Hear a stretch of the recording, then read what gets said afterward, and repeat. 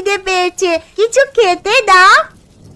এই তো সোনা, রান্নাঘরে কয়েকটা আলু ছিল, তাই দিয়ে আলুর তরকারি রান্না করতে বসিয়ে এসেছি। আর কিছুক্ষণ অপেক্ষা কর, তরকারি হয়ে গেলেই খেতে দিচ্ছি তোমাকে, কেমন?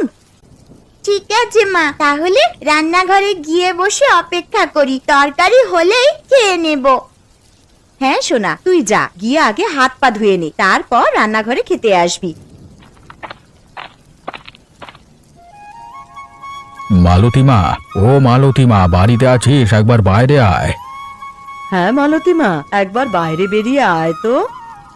আরে, এটা তো বাবা মার মতন গলার আওয়াজ মনে হচ্ছে, যাই একবার বাইরে গিয়ে দেখি।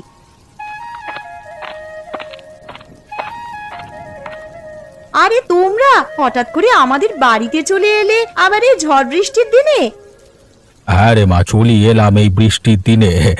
বাড়িতে বসে বসে আর ভালো লাগছিল না, তাছাড়া আবার সকাল থেকে বৃষ্টি পড়ছে। তোর মাকে বললাম যে মেয়ের বাড়ি থেকে ঘুরে আসবে, তোর মা একেবারেই রাজি হয়ে গেল, তাই চলে এলাম। সে তোমরা বেশ ভালোই কাজ করেছো আমাদের বাড়িতে চলে এসে। তা বলো, তোমরা কেমন আছো? শরীর টরীর ভালো আছে তো?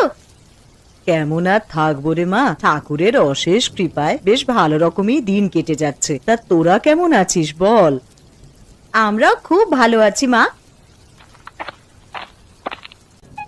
আরে দাদুন,